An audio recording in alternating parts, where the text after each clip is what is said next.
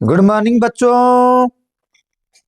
बच्चों आज हम लोग पढ़ेंगे एक बायोडाइवर्सिटी जो चैप्टर था उस चैप्टर के जो लेक्चर नंबर 2 हम पढ़ेंगे। इस लेक्चर नंबर 2 के अंदर में हम लोग डिस्कस ये करेंगे कि अकाउंट ऑफ बायोडाइवर्सिटी, यानी हमारे इंडिया में एंड पूरे ग्लोब में कैसे कैसे बायोडाइवर्सिटी का काउंटिंग हुआ है या कितना बायोडाइवर्सिटी हमारे पूरे ग्लोब में अवेलेबल है, इंडिया में अवेलेबल है। ये सारे चीजें साइंटिस्ट लोगों ने डिस्कवर करके रखे हैं। ये बात हम पढ़ेंगे एंड जिस तरीका से मैंने इधर से रिप्रेजेंट करूंगा तो आपको एनसीईआरटी पढ़ने की जरूरत नहीं पड़ेगा। सारे एनसीईआरटी का डाटा को अपने तरीका से अपने मेथड पे अपने नाम देते हुए मैंने ये लेक्चर को बनाया। तो आप पढ़ोगे तो आपको एनसीईआरटी के साथ साथ बाकी नॉलेज भी आ जाएगा। नीट जो भी क्वेश्चन से आएगा तो इसमें ही आएगा, इससे बाहर नहीं आएगा एंड यूपीएससी भी इसी का कवर करेगा। टॉपिक हमारा है लेक्चर नंबर 2, चैप्टर का नाम biodiversity, account of biodiversity. Account का मतलब कितने कितने बायोडाइवर्सिटी हमारे इंडिया एंड पूरे ग्लोब में प्रेजेंट है। एंड ये अकाउंट ऑफ बायोडाइवर्सिटी को हम लोग ने कितने टाइप्स में पढ़ेंगे, biodiversity of India and global biodiversity. And जो साइंटिस्ट है रॉबर्ट में, उनके साइंटिफिक एस्टिमेशन के हिसाब से कितना बायोडाइवर्सिटी है उनको भी हमने पढ़ेंगे इस टॉपिक के अंदर में। शुरू करते हैं बायोडाइवर्सिटी ऑफ इंडिया। बेटा इंडिया का बायोडाइवर्सिटी अगर हम लोग या बच्चा समझेगा तो यही समझ लेना, जो इंडिया होता है एक्चुअली ग्लोब के हिसाब से कहां पर सिचुएटेड है ना। इंडिया एक्चुअली एक लगभग हम देखेंगे कि एक ट्रॉपिकल कंट्री है। ट्रॉपिकल मानसून इंडिया के अंदर में आता है, तो जो फेवरेबल कंडीशन होता है मैक्सिमम बायोडाइवर्सिटी देने के लिए, यानी maximum number of species India के अंदर में होता है in comparison to the land area of the India. अगर डाटा कहता है एनसीईआरटी कि वर्ल्ड के हिसाब से इंडिया सिर्फ 2.4% of the land in comparison to the world, लिखा हुआ है नोट्स के अंदर में, दिखा दूंगा। लेकिन इंडिया 2.4% लैंड एरिया होते हुए भी इंडिया कंट्रीब्यूट करता है बायोडाइवर्सिटी लगभग 8.1% ऑफ द बायोडाइवर्सिटी, यानी इतना स्पेसिस ज्यादा है, लैंड कम है। यानी it is because maximum productivity and better environment for the development of new species available in the India, because India is a tropical countries. Tropic environment India के अंदर में रहता है, लगभग ट्रॉपिक बोला, कुछ हिस्सा तो इंडिया का सब ट्रॉपिक में आ जाता है, जैसे दिल्ली है, दिल्ली सब ट्रॉपिक में आता है। मैं नेक्स्ट वीडियो में ट्रॉपिक सब ट्रॉपिक कौन सा होता है बताऊंगा। तो दिल्ली करीब 28 डिग्री एंगल पे होता है फ्रॉम द इक्वेटर से, तो यानी वो सब ट्रॉपिक में आता है। ट्रॉपिक की क्या होता है कि हमें जीरो से लेके यानी मैक्सिमम +23.5 नॉर्थ एंड +-23.5 साउथ की तरफ ट्रॉपिक डिस्ट्रीब्यूट होता है। एंड इंडिया का लगभग साउथ साइड से यानी आधा इंडिया 50% से 60% इंडिया जो हो जाता है वो ट्रॉपिक के अंडर में आ जाता है। बाकी कुछ सब ट्रॉपिक एंड वेरी रेयरली कुछ जम्मू कश्मीर का एरिया जो होगा वो टेम्परेट के अंडर में आता हो।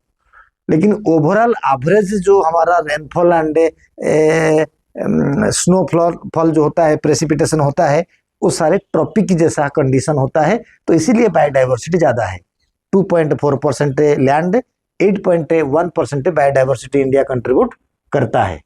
ठीक है, अब जब इतना ये कंट्रीब्यूट करता है, आप इसी बात को देखोगे, इंडिया का बायोडाइवर्सिटी नोट कर सकते हो पहले इंडिया का। तो इसके अलावा इंडिया के अंदर में क्या होता है न, लगभग इंडिया के अंदर में बायोडाइवर्सिटी जो होता है कि पता चल गया कि डाइवर्सिटी जो होता है and there are about 45,000 of plant species. Indian scientist या फॉरेन साइंटिस्ट लोग ने सब मिलकर 45,000 स्पीसीज ऑफ प्लांट को डिस्क्राइब करके उनका नेमिंग कर चुके हैं। एंड करीब 90,000 से लेके 1 लाख स्पीसीज ऑफ एनिमल्स को साइंटिस्ट ने डिस्क्राइब करके नेमिंग कर चुके हैं।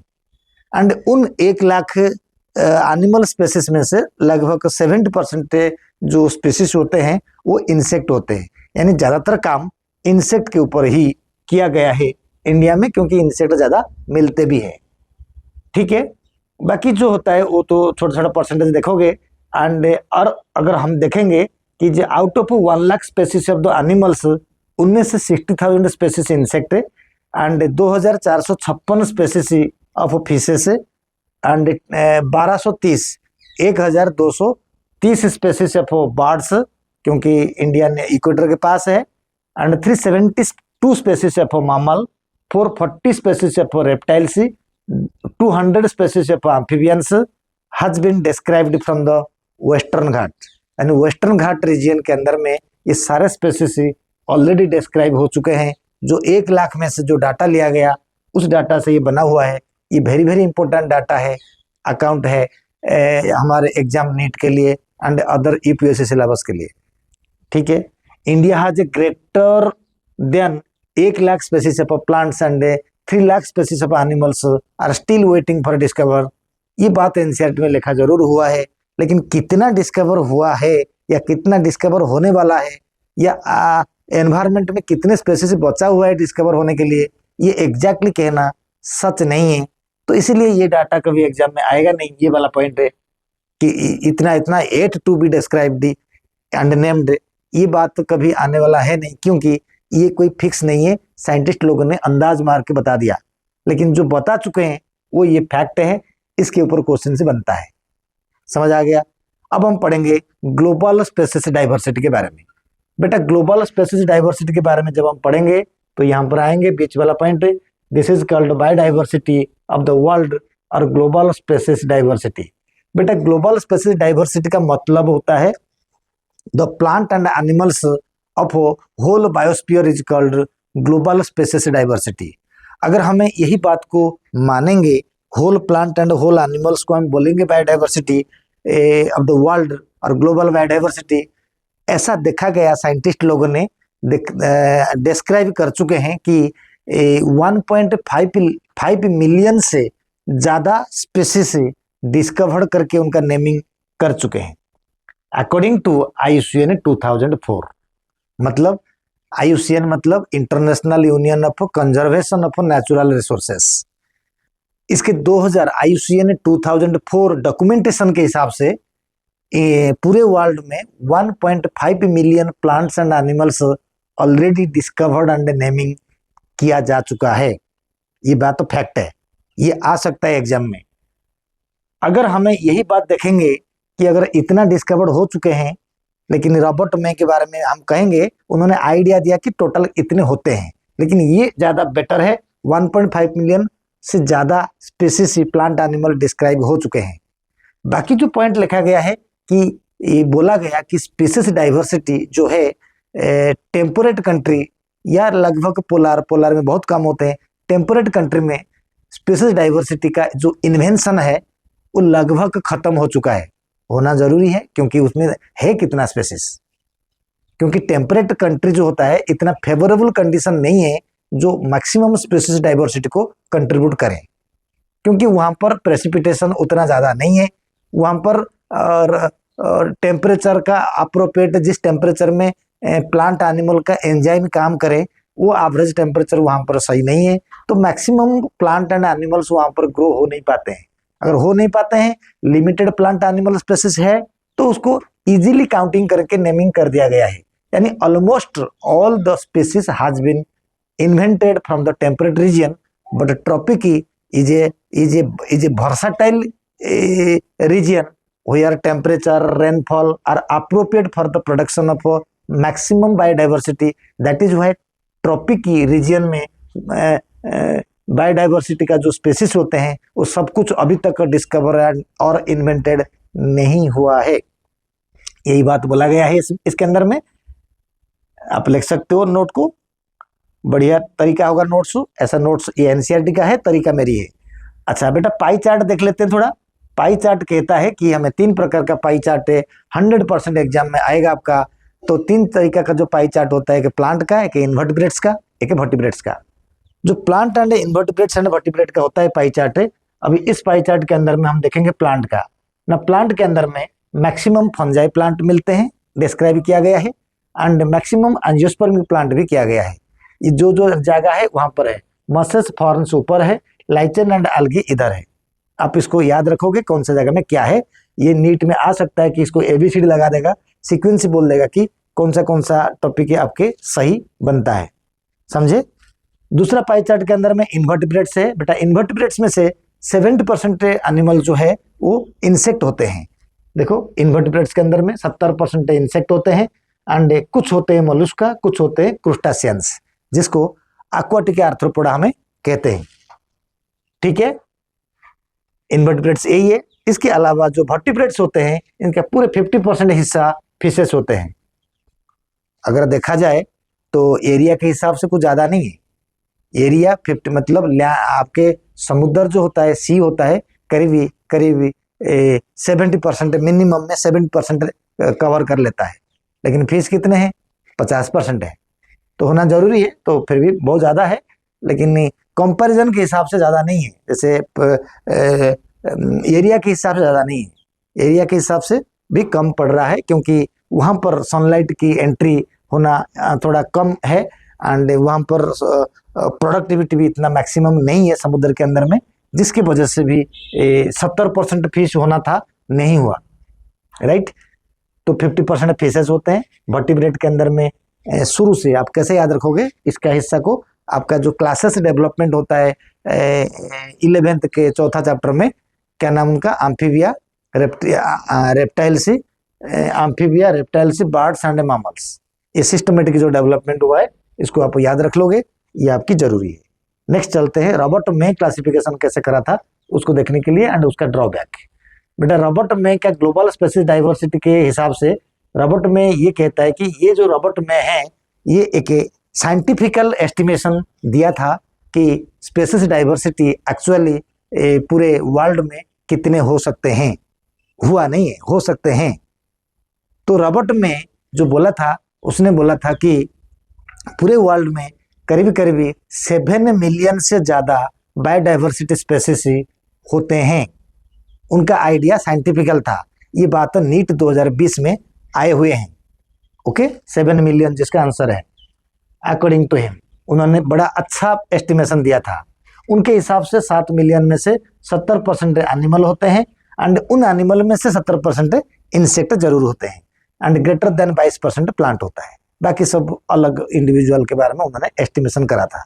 लेकिन बड़ा ड्रॉबैक आ गया इसके अंदर में। ये ड्रॉबैक है, ये जो ड्रॉबैक आया था इसके अंदर में, आप देख सकते हो ड्रॉबैक को। रॉबर्ट मे का ड्रॉबैक बेसिकली यही था कि रॉबर्ट मे के क्लासिफिकेशन के हिसाब से प्रोकैरियोट्स का कोई भी जगह नहीं था। उन्होंने प्रोकैरियोट को एस्टिमेट नहीं कर पाया था। ये सबसे बड़ा ड्रॉबैक है। क्यों ऐसा क्या हुआ?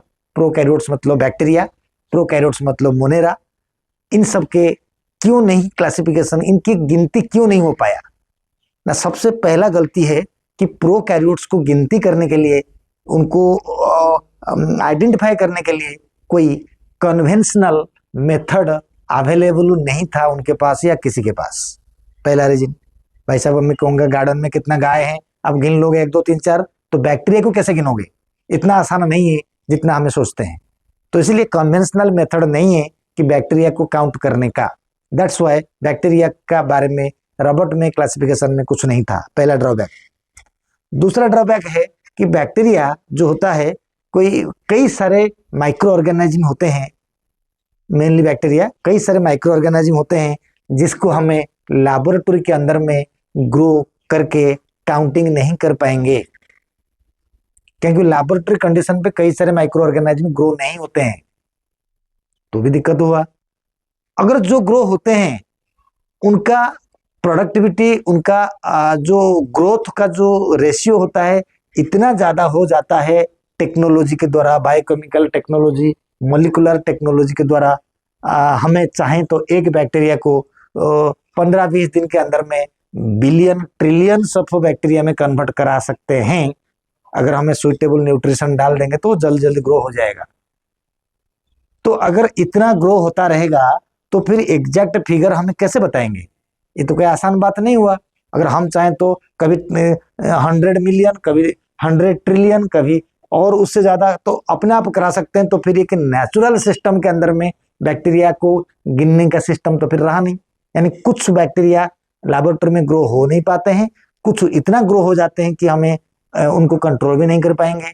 तो इसलिए उनको गिनना एक आसान चीज नहीं है कि बोलना कि इतना डाइवर्सिटी बैक्टीरिया का है, उसको बोलना आसान नहीं है। यही ये 3 ड्रॉबैक है। आप इसको लिखोगे, बहुत बेहतरीन तरीका से मैं तुम्हारे लिए इसको सही तरीका से रिप्रेजेंट कर दिया कि नाम दे दिया मैंने अकाउंट ऑफ बायोडाइवर्सिटी। मैंने इंडिया बोला, मैंने ग्लोबल बायोडाइवर्सिटी बोला, मैंने रॉबर्ट में क्लासिफिकेशन के हिसाब से कैसे 7 मिलियन था, उनमें से 70% एनिमल था, एनिमल में से 70% इंसेक्ट था, 22% से ज्यादा प्लांट था, वो मैंने बताया, ड्रॉबैक बताया। आप इसको पढ़ोगे तो आपका जो भी नीट का क्वेश्चंस होगा, स्कूल के जो भी क्वेश्चंस आएंगे, उस सारे क्वेश्चंस ही आपका क्लियर हो जाएगा। ये देख लो, और आगे जाके इनको तो आपका एनसीईआरटी बुक में है, ये डायग्राम भी आप बना सकते हो। Thank you very much. अभी थोड़ी देर में हमें शुरू करेंगे लेक्चर 3। Thank you.